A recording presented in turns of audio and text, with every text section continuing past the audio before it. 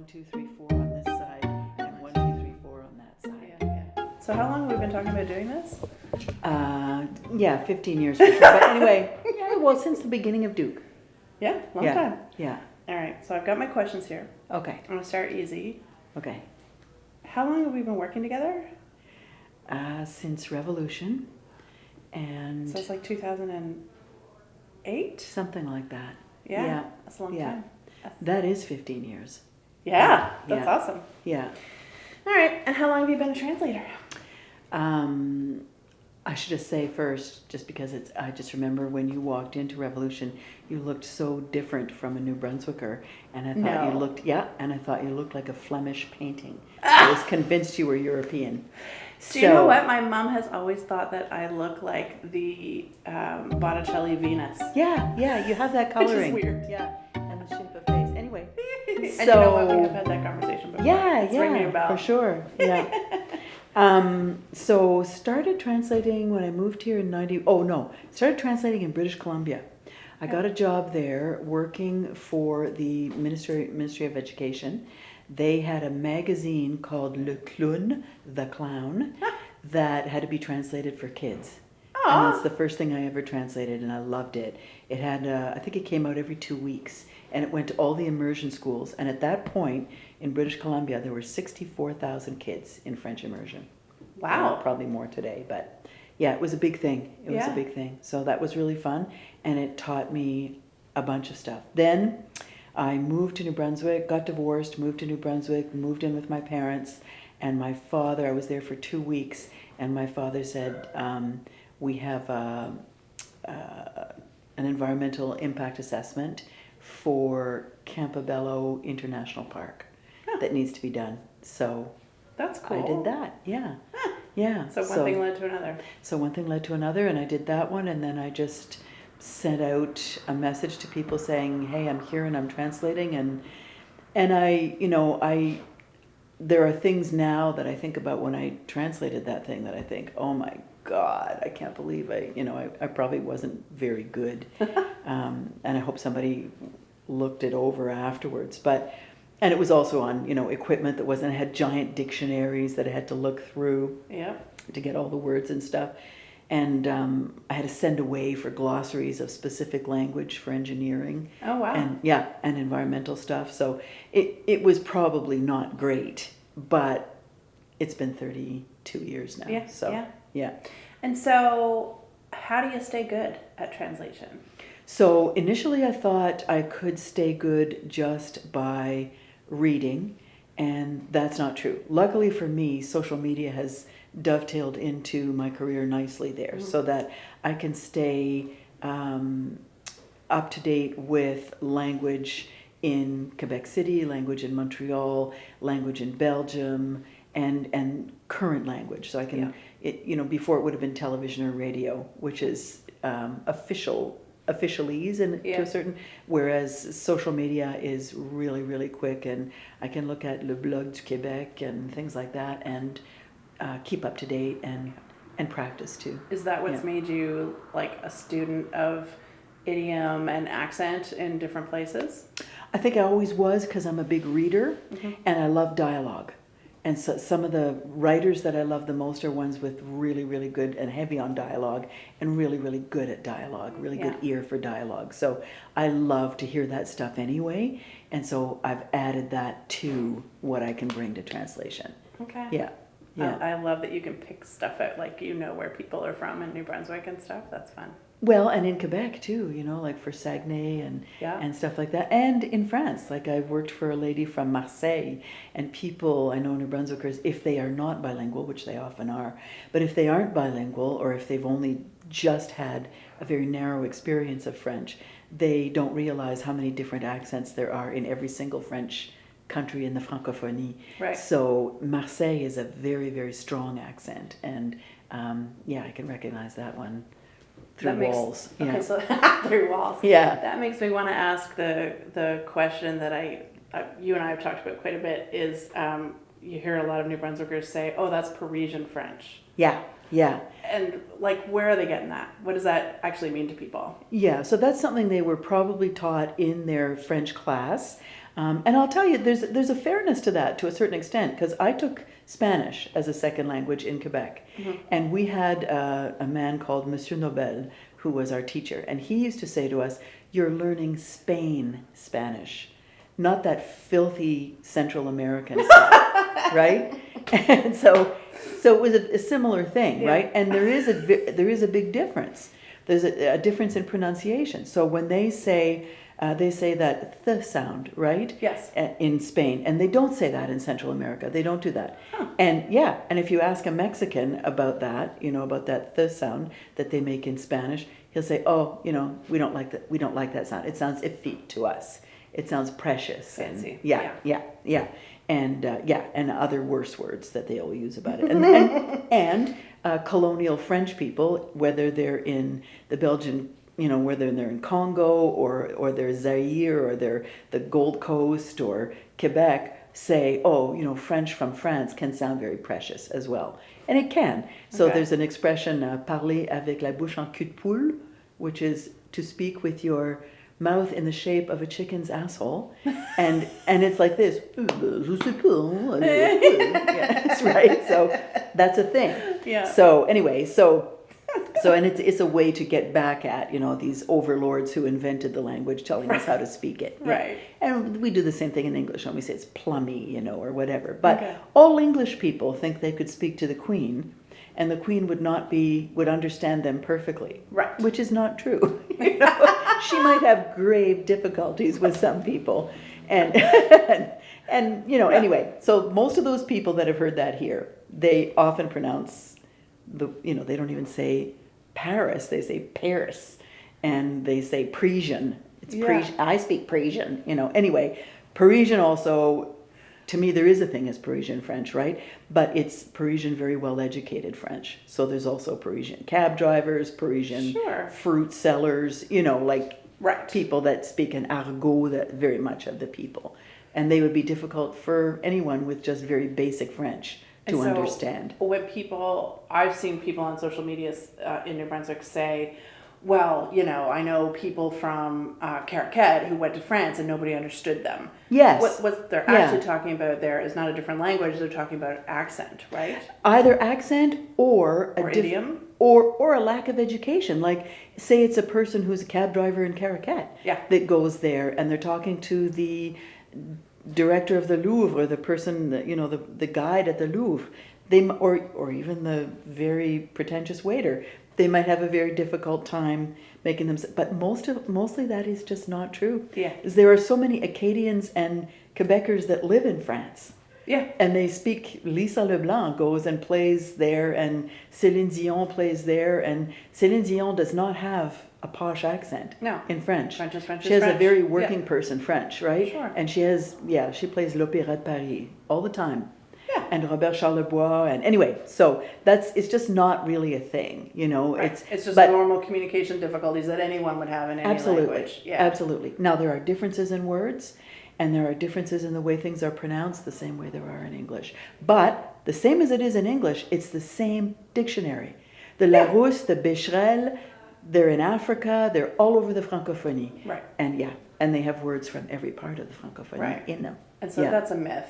That's basically. Yeah. So what goes into doing a good job for a client? So you spoke a little bit about looking up words and getting the sort of, you had to order special dictionaries for certain things. Yeah. And so now we use tools to do a lot of stuff, right? So everybody, I think, that's translating now will use, to some extent, like a translation machine.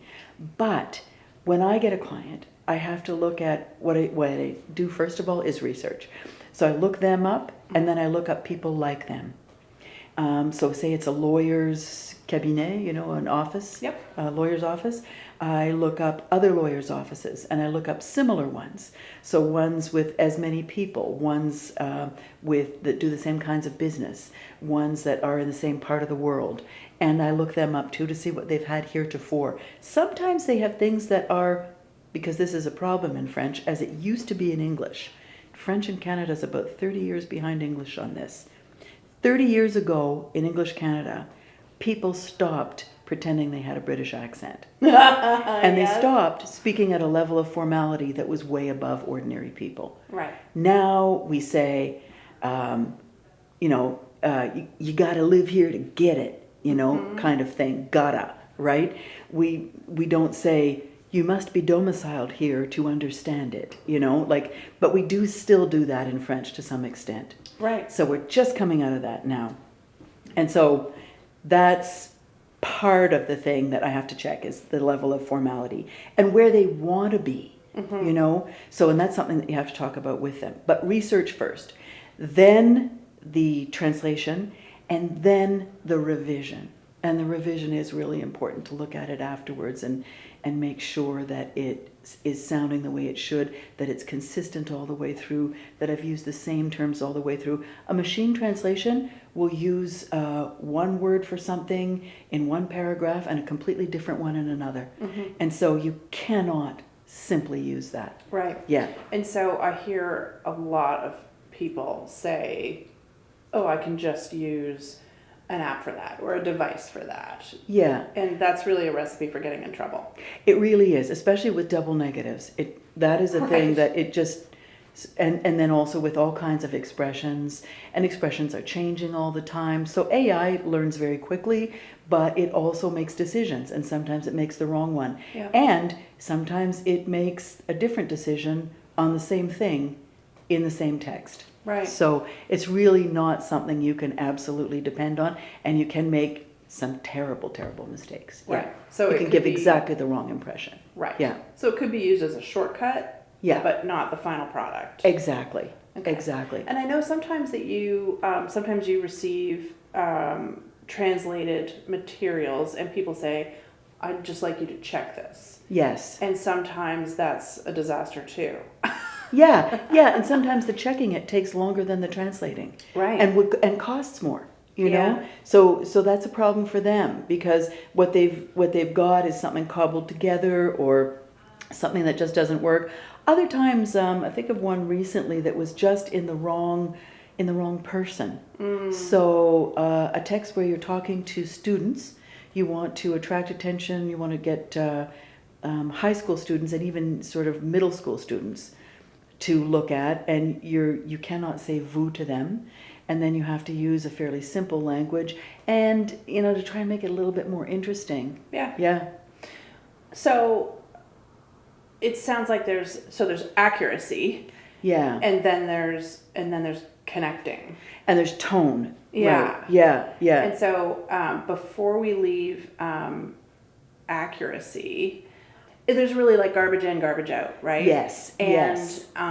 And so I remember when I first moved to New Brunswick, and my first time working with a translator, they said, "Oh my gosh, Katie, your English is so good." Your English is so good, it makes it easy to translate. Yeah. And I had to think about that for a while, and I thought, well, what does that really mean? But over the years, when you and I have talked about this, I understand now that French is a much more precise language than Yes. English is. Yeah. So there can be all kinds of vagueness in English, and you still get across your point. But in French, you have to introduce a lot of specificity, and is that where the extra words comes from in order to be accurate in French? That's exactly where it comes from. Okay. That is precisely where it comes from. And yeah, so you do have to be more specific in a lot of ways like that. Often when people are writing, so they're writing web content is one that I think of comes to mind, Yeah. and press releases. They want to get sentences into their press release or into their web content that include catchphrases and language that they think makes them sound legit, Okay. right? So they want to say, this is not a new one, but they want to say something like in the go forward, right? Right. And so they cook up a sentence that is meaningless. Yeah. And so trying to figure out how to translate your meaningless sentence in English into yeah. meaningless French is an Could take a while. exercise in futility, and it feels really difficult sometimes. Yeah. And you have to resist the temptation strongly resist the temptation, because I've gotten in trouble over this before, of interpreting what they meant to say. And then we're back to machine translation creating Yeah. errors. Yeah. But yeah. Yeah. Because I feel sometimes like, oh, why don't I just put it like this? You know, why don't I just tell you what you meant? Right. Yeah, but I can't do that. I can't do Well, that. and I mean, over the years, when we're working together, you ask me a lot of questions like, what Yeah. does this mean? Or Yeah. who are you talking about here?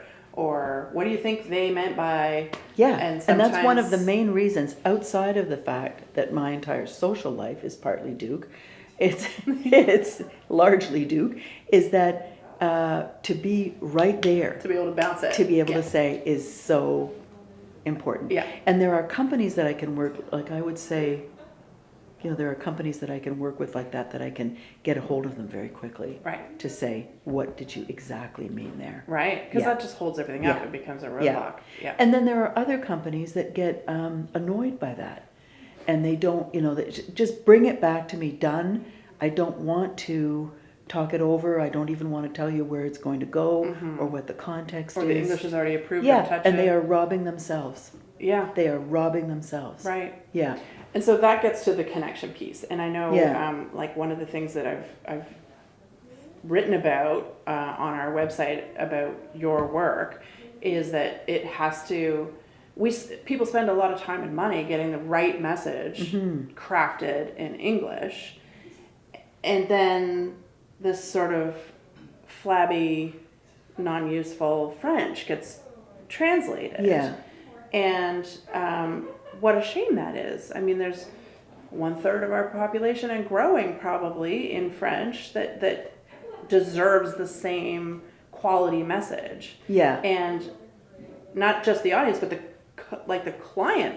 They're paying for this. It matters to them in English. Yeah. Why doesn't it matter as much in French? You can't just check the box. Yeah. And so how do you get that language that connects in French, and how do you sell that to your client? Yeah, and sometimes you can't, you know? So some of the times that I recognize it the most is when I do recording work. So if I go in, and I've been doing recording for a large financial firm and a large energy firm. The financial firm gets their translation done in Europe somewhere, and it's done fairly shoddily in Europe. So it's a machine in Europe. And they send that back, and sometimes I correct it. But to give you an example, when you have, in English, you go, please enter your PIN number and then press pound, right? Okay. So they have the equivalent of, please enter your identification number and then press the octothorpe. What? Yeah. So, and all the way through their system. I mean, maybe somebody gets that after a while, but it's really difficult. And the application was entirely for North America. So for both the United States and Canada. Wow. Yeah, for French people that wanted French. So odd. And that's the financial company. And then the energy company, it was, their messages were formal to an extent, and they were absolutely correct, right? But they were formal to an extent that they could actually be dangerous. Yeah. So the person might not understand a warning about a dangerous situation with a generator. Right, okay. Yeah. Yeah. Yeah. Well, and can you tell the story you told me the other day that was hilarious about the poo? Well, I think so. It was it was something that I was recording, and it was for a government. Yeah. And what they wanted to do is to have people participate in this sort of fecal test for colon cancer. Yep. So in English, they came up with hilariously funny, really catchy, mail us your poo, which I thought, yeah, that's super smart. That'll work. Some people will be like, oh, but they'll do it, well, and they know what it means, connection, and they'll do it, they'll right? get it. Yeah, and they won't And forget remember. it. Yeah, oh yeah, they won't forget it. So, but in French, it was, please send us by mail. Please send us a sample of your fecal matter by mail, by the post. By the post. Yeah, and so I thought, yeah, how many people is this? They're just going to be like, not even pay attention to it. Yeah. And then, you know, I don't know what they had for, because I know it was a social thing as well, and I didn't see that. I was just the voice on that. But would it even fit with the context of mais laissez poo? Maybe there was somebody with sort of red blushing face at the door or something, you know? How would you even get it? Yeah. So very, very odd, and it just sucked all the life right out of it. Yep. Yeah. And so not worth the money. Not worth the money, and they were spending the money anyway. Yeah. Right. Yeah. That's too bad. So yeah, it's really too bad because it really doesn't work. And so I tend to call that kind of translation like tick the box translation. Yeah. It's like I read the English, I just direct translated it. I've ticked the box to say that I did it. Yeah. They told me I had to get French, so I did it. Yeah. And I know that you get arguments with I mean I've argued with you about it. Like that word in English doesn't look, the word you've chosen in French doesn't look like what I thought the translation would be in English. Right. Or you've chosen a word that I remember a long time ago you and I talking about, I had written something like, you'll benefit from blah, blah, blah, blah. And then the French was, I used the word profiter. Right. And to me, profiter sounds a little mercenary. It sounds like another word they use often when you're saying how long have they operated this farm? Depuis combien d'années exploite-t-il cette ferme? Right? Which and does not mean the same thing. And those words have like negative connotations in English, and so I assume they're there in French, but they're not. Yeah. And often an ill-educated person in French will even not know those expressions. Right. And then I always feel bad because it's difficult to explain to somebody, oh no, you just don't have much of a vocabulary, because that's a thing, right? So yeah, and those words don't mean that. Profiter means enjoy, right? So yeah, so those are very difficult to get people to come to that. But it's tough to talk to people about because, you know, especially if the client, like often when I work with a client in a creative agency, I think of one that produces drinks that are here. So, and they are pretty sophisticated, and most of their employees have done immersion or something like that. But sometimes you meet one that hasn't, and if you don't know even a little bit of a second language, you cannot understand that it's not like bookmarking veneer on the front of a dresser. It's not going to look like 1, 2, 3, 4 on this side and 1, 2, 3, 4 on that side. Yeah. And there are going to be differences, and there are concepts like Schadenfreude and stuff that don't exist in other languages and cultures. Thus, the richness of learning another language. Well, right. You know? Yeah. I mean, there are ideas that are carried by the language that are more difficult to say, or that don't exist, that are new to people. But also so like beautiful. Like, and when you think about when a great work of fiction is translated, like the translator is almost as important as the author. It's real. Those choices are really, really important in order to get across the feeling of what you're trying to get across. Yeah, and sometimes people have different likes. Like one of the most famous ones of all is the different translations of Remembrance of Things Past. Okay. The Proust, right? And so there are 3 really famous translations of it. One that Scott Moncrief, that I favor, but other people have other ones that they like, and they translate. It's almost a different book. Yeah. You know, it's a different book. It has a different feel. The characters come across differently. Right. So yeah, it's really fascinating. And like in marketing, if you aren't helping people tap into what they feel about something, you're going to have a hard time selling them. Right? Exactly. And so I think you just have to do it in both languages. And languages. that's why in marketing, and this is something that you and I have done since Revolution, and that I don't know, but I think you might have said first at Revolution, is to start both languages from go, so that you don't have, now occasionally we still come up with an idea in one or the other that we have to make it match, but that's a true thing, to start them both on the same level. And I find there's a really interesting negotiation that goes with it, because if I'm just starting to, like a tagline or something like that, if I'm just starting something in English only, I tend to get married to things. And so if I bring something to you after I'm already married to it and imagined a campaign around it, it's harder to arrive at a place where it's going to work well on both. Yeah, and Unless it's I get still very possible lucky. to get there. Yeah, But yeah. yeah, that's right. But sometimes the English one will have, it'll be an 8 out of 10, and the French one will get to a 7 out of 10 only. I know. In terms of the sheer power of the message. Yep. Yeah. Yeah. Well, and remember buy local for good. Yes. So that was I That was love 100%. me a double Yeah. entendre. Yeah. And so and you were like, oh yeah, it does work. It's really simple. Yeah. There's only 4 words to it. Like it's really gonna Acheter work. local pour de bon. Pour de bon. Which also means forever. Which is exactly what we're looking for. Yeah. But we had to sell the client on pour de bon being a real saying in French. Yeah. And thank God they agreed, but it was so there's negotiation all around, really. There is. Yeah. And it's tough, and you have to have people come into it with something of an open mind. Yep. And me too. Yep.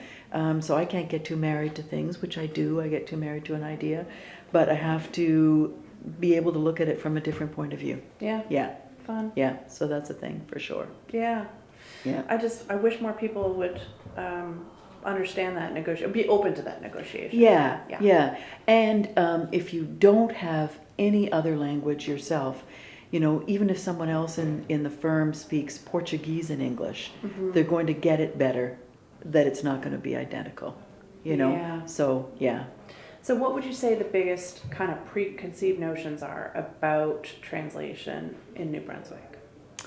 So I'd say and I was going to say there's another small problem, because in New Brunswick, this is less of a problem in Quebec now, and it's, as I was saying, it's the 30-year thing that we're behind. So in Quebec, they now feel ils sont bien chez eux, Yeah, comfortable in their own skin. Yeah, comfortable in their own skin, and they just speak the way that they speak. In New Brunswick, we're often afraid that somebody is going to mock us for saying something wrong, or mock us for saying something in a street language. But we often say things in a street language in English, right? And it's not a problem. No. I don't know what an example would be, but you can say anything you like in English, well, right? it makes me think of, you're making me think of like the evolution of culture and the evolution of language along with it, and then wonderful things that are made up in Chiac. Like you can add the tagline in English to something, if you know, you know. Right? So, or even just the letters. Yes. But so there's stuff like that in French too. Yes. And it's a living thing. And we need to use it more. But people are afraid to use it. And it's, often things like a university or a government that is most afraid to use it. Holding the line. Yeah. Interesting. Yeah, or companies, big companies, they're afraid to use it. Yeah. Well, and I think about my boys when they were in French immersion, they were learning about pain rôti. Yes. And you're like, no, that's toast. Yeah. Well, yeah, or pain grillé, or yeah. And in a diner, it's toast. Yeah. Oh, wow. Okay, we have to talk about some funny atrocities. Yeah, and I was trying to remember a few, but I remembered one from the other day that somebody sent me. It was, so avocado in French is avocat, the same word as lawyer. Right. So that one ended up being, bag of green lawyers. Which is kind of cool. What other ones? What was have the I one seen? in Montreal that happened recently that was such an atrocity, and it was on a billboard? That one was local. And that one was because it was the English expression. It was the English expression, kill it. You're killing it. Right. Yeah. And it came out. Yeah. So it was it ended up being, you should murder that thing, or so bad. I can't remember. Well, and we've put some social media posts out. There was one I loved the other day that was like, you can't swallow the whole elephant all at once. Yes. And it was something about... You can't drink the whole ocean. Drink the whole ocean. And so that's great. the thing. They're not the same. And that's what often happens when you have, you've got visual context, right? And so you can't have the elephant in that with... You're talking about a totally drink the whole ocean, right? Yeah. Fun. An elephant in the ocean would work super well. Ooh, cool. Possibilities. Yeah. Okay, so what are 3 things that people should do to set you up for success when they're sending you stuff for translation? Okay, so fill me in on the context. Yes. Yeah. And often, like, I got a translation just this week from people that do that, where they've sent me all of the visuals that go with the text. That's nice. Which is yes. really great. Yeah, really, really good to have. That's good. Also the audience, I imagine, eh? Oh yeah, definitely the audience. Yeah, and and sometimes just these sort of the wording around the creative that they use to come up with it. So the same kind of thing that you do when you do sort of a pyramid thing, you know, that stuff is all really useful, because how did you get to the place? To get to the place that you're getting, and to not use words that they might have the right meaning, but they also have other meanings, shadow meanings, that they bring with them. Right. And you don't want to use them. Right. Yeah. Shadow meanings. That's awesome. Well, like with that word profiter, right? Yeah. So if you're using it in something where people may not know that word, or whether a lot of English people will read it together, if it's something that... Well, that's the thing, like right? that. Yeah. The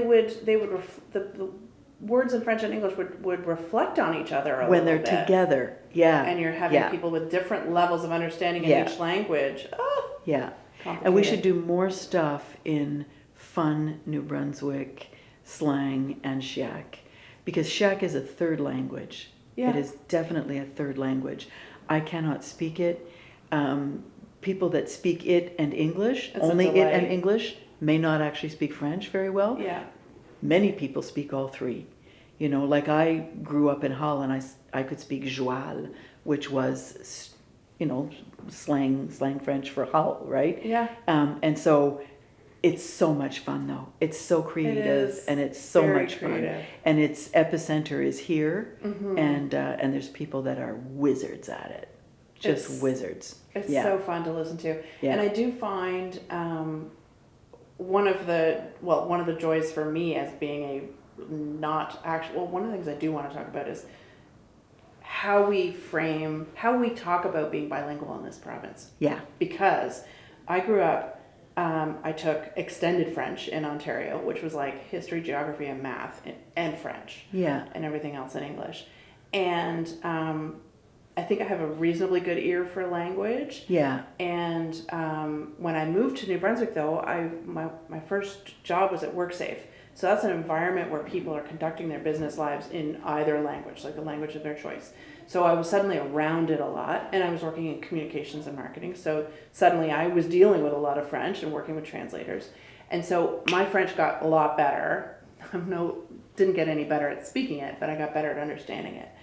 But I find that we are very casual with the word bilingual here. Yes. Yeah. And my kids have taken immersion, and they're a lot better at stringing together sentences, but I would not say that they are bilingual. And I think that we need to be very respectful of the term and understand the capabilities of the people who are truly bilingual. And I get what you mean. Could I ask you to tell the story about your dad in hospital that one time? Do you mind? About just saying maloca? Confus. Oh yeah. I mean, to me, I've told that story 100 times. Je suis confus. It is so profound about the level of bilingualism required in healthcare. Well, that's why I used to worry so much when they would talk about not having anyone that spoke French on ambulances. Yes. But even in critical care, it's so important in critical care, because you can't. There's so many different things. The classic one that I always think of is j'ai mal au cœur. Right. And if you put j'ai mal au cœur into AI, sometimes it now comes up with I have indigestion, but it mostly comes up with my heart. I have heart pain, right? And it has nothing to do with your heart. It's actually indigestion, right? And so the term confus means different things in English and French, right? It does, yeah. And you flagged that when you got there, but the healthcare team had not. Yeah. So Dad was saying that he was mistaken about something, but they thought that he was confused and couldn't think properly. Yeah, like interpolated. Yeah. Confus. Yeah. So yeah, so And that's such a simple. it's kind of terrifying, thing, you know? and Yeah. so terrifying Yeah. because you'd have a completely different course of treatment based on that. Yeah, yeah. Ugh. So very terrifying. Yeah. Yeah, yeah. Especially if it's anything to do with mini strokes and things like that. Right, Yeah. right. Yeah. And so, Yeah. I mean, the subtleties there are so very important. Yeah. And And that one would never be caught by AI because it's exactly the same word. Right? Yeah. So yeah. Yeah. So I just think we have to be much more respectful and careful with that term. I think it's true for certain different applications. Now that said, I would say that it's more important for all of us to use the language Yeah. whenever we can. It's more important to forgive each other for the words that we use Yeah. all the time, and to say, you're another New Brunswicker and you talk to me any way that you want, right? But also not to try and, we say an expression, this would be a funny one to translate, péter plus haut que le trou. I fart from somewhere higher than my anus. Right? Oh my God. So, yeah, so you don't want to try and sound too precious. Right. And it doesn't work. So we need to sound genuine all the time. Right. But we need to speak to each other too. And that's a thing that we don't do, and we don't, we have all of these people that speak English here and that have this wonderful English culture that belongs to this place very much. Mm-hmm. And there are expressions that belong to this place. They're not wrong. No. They belong to this place and they're genuine. And that's the same is true of the other half of the French thing. Sort of But the we need terroir, to, when right? someone has, terroir is such a great word too. And it does not exist, right? It's just being used in English now because it's one that really does not exist. The taste of the land that grew you, right? So nice. Yeah. Yeah. And so we need to actually do that exchange as often as we can. And to not, if you hear somebody's accent in the other language, to not, if you are bilingual, don't switch to that language that you hear. Let them speak to you in the language that they want to. Let them practice. Yeah. Right, because it is a giant barrier. It is. To want to communicate with someone, but to be nervous about doing it wrong. And people so much assume, my niece went to France for Christmas for 2 weeks or something, and while she was there with her partner, they had a difficulty. They had to get something really quickly, a medical thing. And so they thought, oh, this is going to be really difficult. They were right in the middle of France. They weren't in any of the tourist centers or anything, and they had to go into a pharmacy and explain. And the people were like, nos petits cousins français, oh, c'est joli, votre accent est si joli, Aww. and they just loved them. And non, nous allons arranger ça tout de suite, and they just fixed them right up, and it was lovely. And then they wanted to buy them coffee, and And so this is the way we should be with other people in our own province. We shouldn't be like, oh, I'm afraid to go there. I think they're going to be hostile if I can't speak. Right.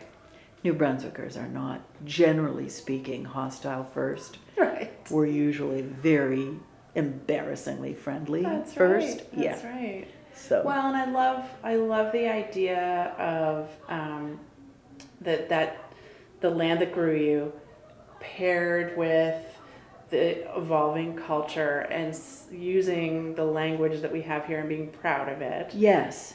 And infusing that into corporate translation. Yes. And letting it be part of New Brunswick's voice. Yeah. That's so lovely. And I mean, we don't do it on the news yet, although it's just beginning. But, if I watch the news in Quebec, if I watch the news in France, they speak in the vernacular of people, business French for that area. Sure. And I mean, just like we have here, we have business English, we have formal English, and we have poetic English, and we have street, and all of those exist in French as well. Yeah. Yeah. And anyone that's a little bit bilingual knows that and can get that. And so many of us are. Yeah. So we can get that, you know? That's nice. And we can have more respect for ourselves and for the other people that live here. Yeah. Yeah. Oh my God, what a nice story. Yeah. Okay, I want to leave it there. Okay. Thank you. Yay!